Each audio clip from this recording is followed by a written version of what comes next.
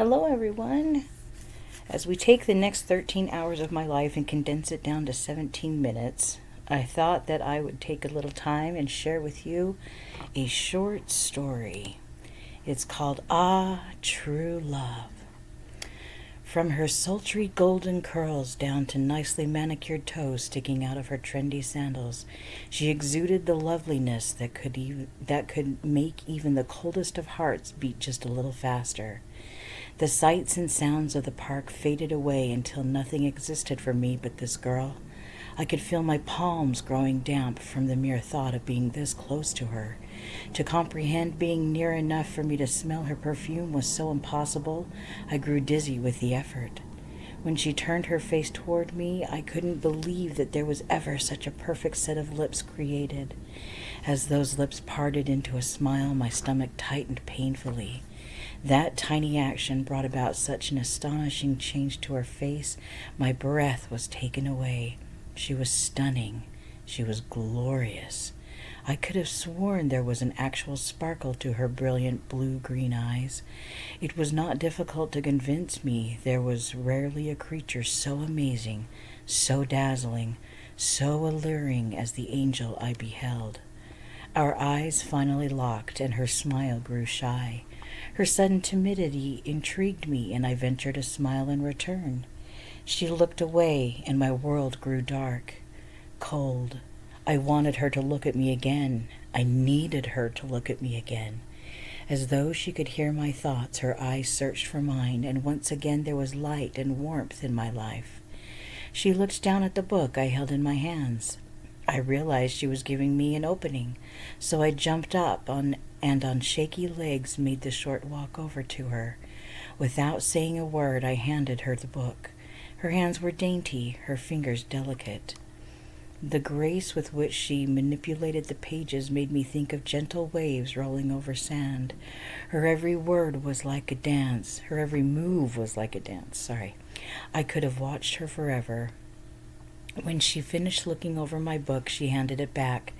I was afraid. Was this it? Had she only wanted to see the book, and now it was time for me to move on?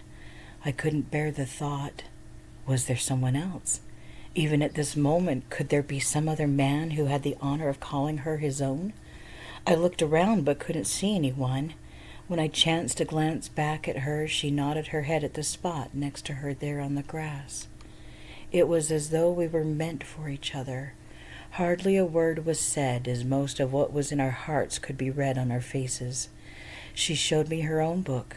We walked around, and she took my hand as though it was the most natural thing. I could not remember ever being so happy. No, happy was not the word. Joyful, ecstatic, exultant. Never before had I imagined the world could hold so many wonders. Everything seemed new and fantastic with this remarkable girl. Colors were so vivid they almost hurt my eyes. Sounds were clear and crisp like the tinkling of music. I was in heaven, and my companion was the brightest angel there. It felt as though we had known each other long before this day had come. I wanted to sing. I wanted to cry. I wanted to do anything to let her know how much she meant to me. I dared to hope she felt the same.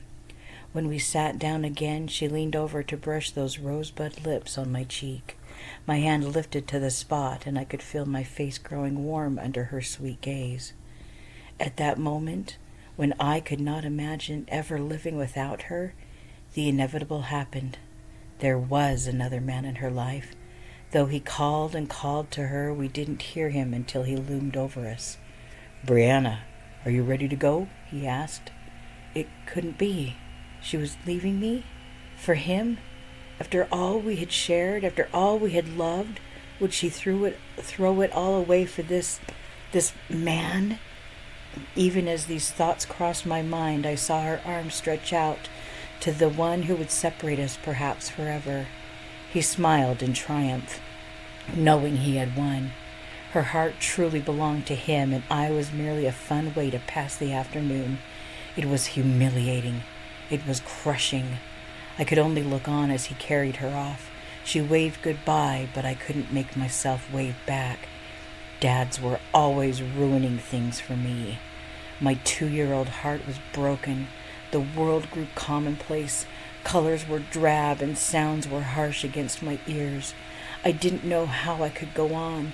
My angel was gone and heaven would never again be in my grasp.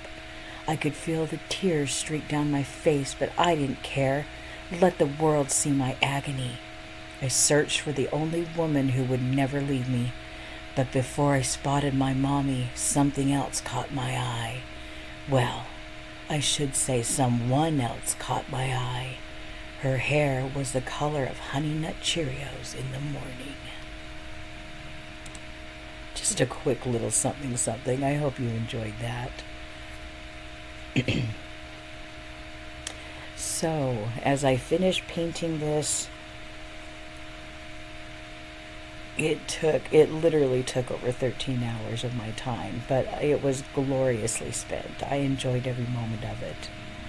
And I got a lot of light colors in this next section, and so there's a lot of light, like almost an off-white, light pink, light blue, light purple, so I know that it's harder to see as I paint.